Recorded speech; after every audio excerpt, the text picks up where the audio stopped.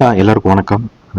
இன்னைக்கு ஒரு ரெண்டு நியூஸ் அண்ட் அது ரிலேட்டடான ஒரு ஸ்டாக்ஸ் பற்றி பார்க்கலாம் அப்படிங்கிறது தான் என்னோட அஹ், ஒரு முக்கியமான அஜெண்டா இந்த வீடியோ வந்து.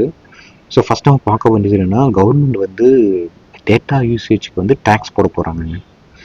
ஸோ இதுதான் ரீசன்ட் நியூஸ். ஓகே, டேட்டா யூசேஜஸ்க்கு வந்து டேக்ஸ் போட போகிறோம் அப்படின்னு கவர்மெண்ட் வந்து அனௌன்ஸ் பண்ணியிருக்காங்க. ஃபர்ஸ்ட் ஆஃப் ஆல் அவங்க இது எதுக்கு அப்படின்னு சொல்கிறாங்கன்னா, பீப்புள் வந்து நிறைய அடிக்ட் ஆகிருக்காங்க. ஸோ அந்த அடிக்ஷனை வந்து ப்ரிவென்ட் பண்ணுறதுக்காக நாங்கள் வந்து டேட்டாக்கு வந்து இனிமேல் டேக்ஸ் போட போகிறோம் அப்படிங்கிறாங்க.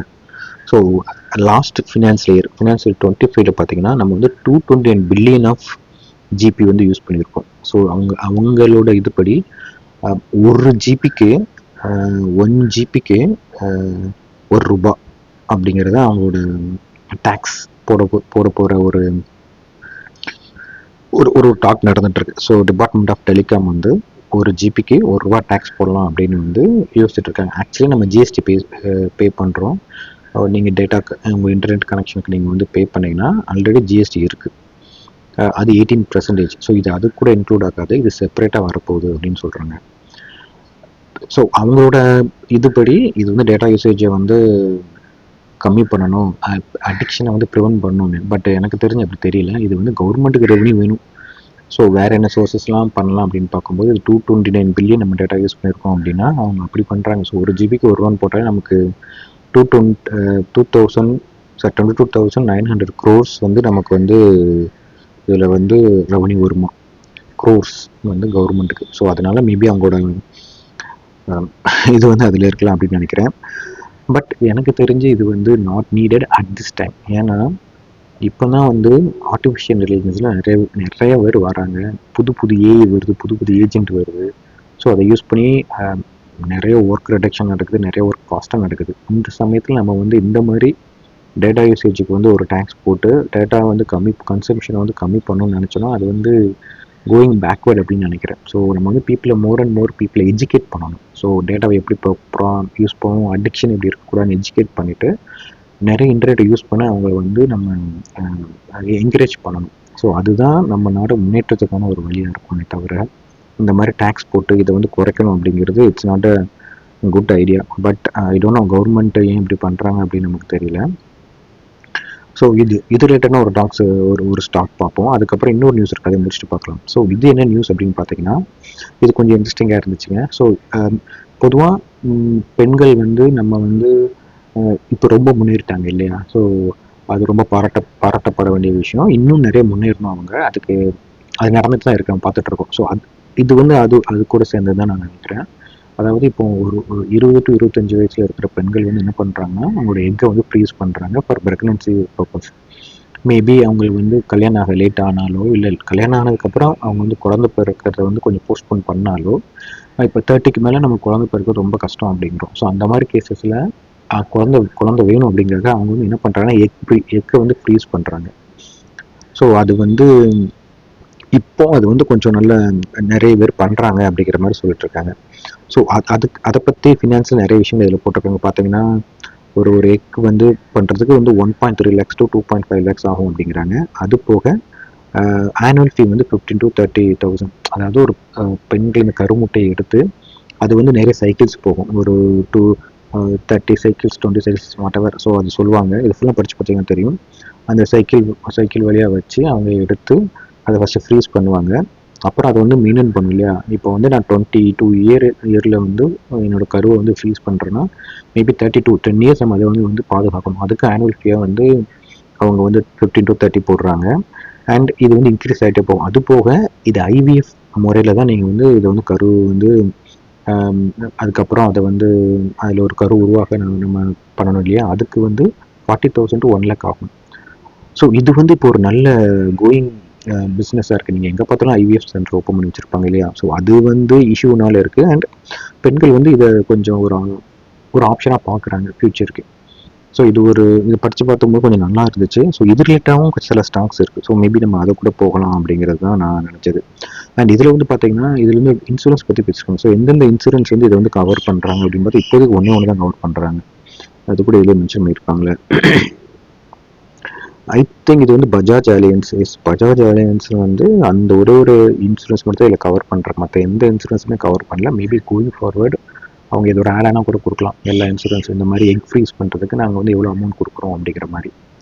ஸோ கொஞ்சம் இன்ட்ரெஸ்டிங்கான நியூஸாக இருந்துச்சுங்க. ஸோ இந்த 2 நியூஸ் தான். ஒன்று வந்து டேட்டாக்கு டேக்ஸ் போடலான்னு பேசிகிட்டு இருக்காங்க. இன்னொன்று வந்து பெண்கள் வந்து அவங்களோட கருமுட்டையை வந்து பாதுகாத்து அவங்களுக்கு எப்போ தோணுதோ அப்போ வந்து குழந்தை பிறந்துக்கலாம் அப்படிங்கிற மாதிரி ஒரு ஐடியா போகிறோம். ஸோ இந்த 2 ரிலேட்டட் நம்ம என்ன நியூஸ் பார்க்கலாம் அப்படின்னு பார்த்தீங்கன்னா, ஸோ நம்ம டேரெக்டாக ஃபஸ்ட் நியூஸ்க்கு வந்து நான் பார்க்க போகிறது என்ன அப்படின்னு பார்த்தீங்கன்னா, ஏர்டெல்லுங்க.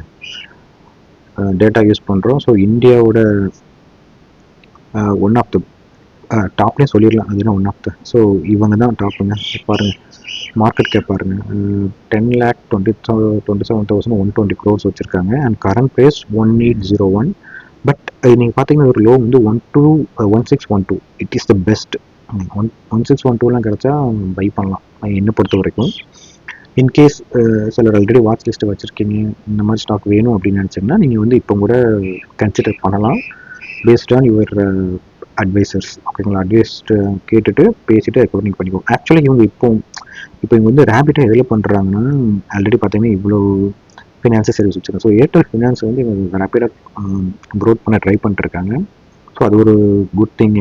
இந்த finance, Airtel finance payment bank, அப்புறம் ஏர்டெல் ஃபினான்ஸ் பாருங்கள் எத்தனை சர்வீஸ் வச்சுருக்காங்க பாருங்கள். அது போக பாருங்கள் வேர்ல்டு ரேங்கிங்கில் 2-3 இருக்காங்க, நம்பர் 3 இருக்காங்க. ஸோ இவங்களுக்கும் ஜியோவுக்கு தான் போட்டி கரெக்டாக. ஸோ இவங்க வந்து ஸோ ஜியோ வந்து இன்னொரு பக்கம், ஸோ இவங்க இன்னொரு பக்கம், 2 பேர் தான் இருக்காங்க இப்போ. ஸோ நம்ம வந்து இந்த 2 பேரும் வந்து 2 பேரில் நம்ம பெட் பண்ணலாம் எனக்கு தெரிஞ்சு. So it is one of the good company. So in case அந்த டேட்டாவுக்கு வந்து அவங்க வந்து டேக்ஸ் போட்டோம் அப்படின்னா கண்டிப்பாக 160 ரீச் ஆகும். 1600 ரீச் ஆகும் நான் நினைக்கிறேன். ஸோ அப்போ இது வந்து வெரி குட் பைங்க. ஸோ இன்கேஸ் உங்கள் வாட்ச் லிஸ்ட்டை வச்சுக்கோங்க. மேபி அந்த டேட்டாக்கு டேக்ஸ் போடுறது மோஸ்ட்லி வராதுன்னு நினைக்கிறேன். கவர்மெண்ட் இல்லை வேணும் அப்படின்னு போட்டாலும் அப்புறம் நமக்கு 1600 இது கிடைக்க வாய்ப்பு இருக்குது. ஸோ பார்த்துக்கோங்க. இப்போ ஆல்ரெடி இது ஒரு குறைஞ்சிட்டு தாங்க வருது. ஸோ பட் இது குட் கம்பெனிங்க, பார்த்துக்கோங்க. உங்கள் வாட்ச் லிஸ்ட்டில் வச்சு ஆட் பண்ணுங்க. ஸோ அப்புறம் இந்த ஐவிஎஃப்க்கு வந்து பார்த்தீங்கன்னா ஒரு கம்பெனி இருக்குது. இப்போ தான் ரீசெண்டாக வந்து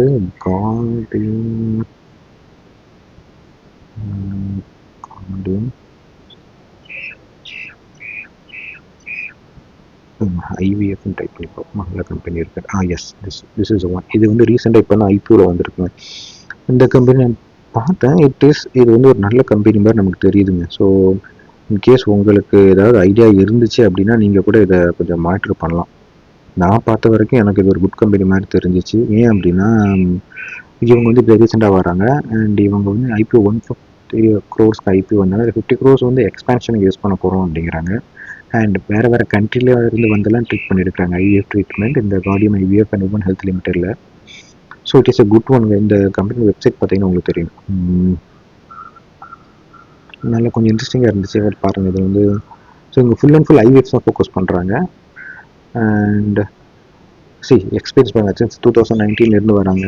அண்ட் ஸோ நிறைய மேபி எக்ஸ்பீரியன்ஸ்டாக இருக்கிறதுனால இவங்களுக்கு வந்து நிறைய பேர் வந்து வரலாம், வந்து ட்ரீட் பண்ணி எடுக்கலாம் அப்படின்னு நான் நினைக்கிறேன். ஸோ இப்போ வந்து ரேப்பிடாக இந்த ஐவிஎஃப் க்ரோத் ஆகுது. ஸோ மேபி உங்களுக்கு இதில் ஒரு இன்ட்ரெஸ்ட் இருந்துச்சு அப்படின்னா நீங்கள் இந்த ஸ்டாக் கூட எடுத்து பார்க்கலாம். கிட்டத்தட்ட ஐபிஓ ப்ரைஸ் கிட்ட தான் அங்கே சுற்றிட்டு இருக்கு. 80 ஐபிஓ ப்ரைஸ் வந்து 75 to 80 அந்த ரேஞ்சில் தான் இருந்துச்சு. ஸோ இப்போ 80 வந்து இருக்குது. ஸோ இதையும் பாருங்கள், இதையும் உங்கள் வாட்ச் லிஸ்ட் வச்சுக்கோங்க. இதை பற்றி கொஞ்சம் படிச்சுட்டு அப்புறம் டிசிஷன் எடுத்துக்கோங்க. அண்ட் இதில் இன்னொரு விஷயம் வந்து பார்த்தீங்கன்னா அப்போலோ. ஸோ அப்போலோ வந்து டாப்புங்க. ஸோ பார்த்தீங்கன்னா எவ்வளோ grow 1 lakh crores market cap வச்சுருக்காங்க. And India one of the top most hospital. And இவங்களும் என்ன பண்ணுறாங்கன்னா ஐவிஎஃப் வந்து நிறைய ஃபோக்கஸ் பண்ணுறாங்க. இப்போது யோசிச்சு பாருங்களேன், இப்போ வந்து படிச்சிருக்கோம், நல்ல ஒரு ப்ரொஃபஷனல் போகிறோம், இந்த மாதிரி எக்கை ஃப்ரீஸ் பண்ண போகிறோம் அப்படின்னா நம்ம வந்து ஒரு ரெப்புடேட்டிவான ஒரு நம்பிக்கையான ஹாஸ்பிட்டல் தான் தேர்ந்தெடுப்போம். அந்த கார்டியம் ஐவிஎஃப் அப்படிங்கிறது குட் கம்பெனி. பட் இது வந்து நம்பர் 1 கம்பெனியாக இருக்குது இல்லையா? So maybe most of them இதில் கூட ப்ரிஃபர் பண்ணலாம். இங்கே போய் எங்கள் மாதிரி எங்கே ஃப்ரீஸ் பண்ணுங்க, ஹெல்ப் பண்ணுங்க அப்படின்னு சொல்லி இதில் கூட அவங்க வந்து மேபி ட்ரை பண்ணலாம். ஸோ அதனால் ஃபோக்கஸ் பண்ணிக்கோங்க. இதையும் உங்களோட வாட்ச் லிஸ்ட், மேக்ஸ் ஹெல்த் அதுக்கப்புறம் அப்போலோ ஹாஸ்பிட்டல் ரெண்டுமே வந்து நீங்கள் வந்து உங்களோட வாட்ச் லிஸ்ட்டில் வச்சுக்கோங்க. ஏன்னா இவங்க 2 பேருமே வந்து ஒரு one of the top most ஹாஸ்பிட்டலில் இருக்காங்க. இவங்களும் ஐவிஎஃப் பண்ணுறாங்க. ஸோ மேபி இவங்களையும் பீப்புள் ப்ரிஃபர் பண்ணலாம்.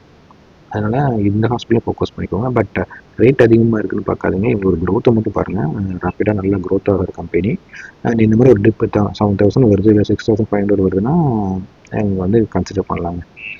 ஓகேங்களா? So it's a good company and it's up to you. ஓகேங்களா? உங்களோட ஃபைனான்சியல் அட்வைசரை கேட்டுட்டு டிசைட் பண்ணுங்கள். நன்றி, வணக்கம்.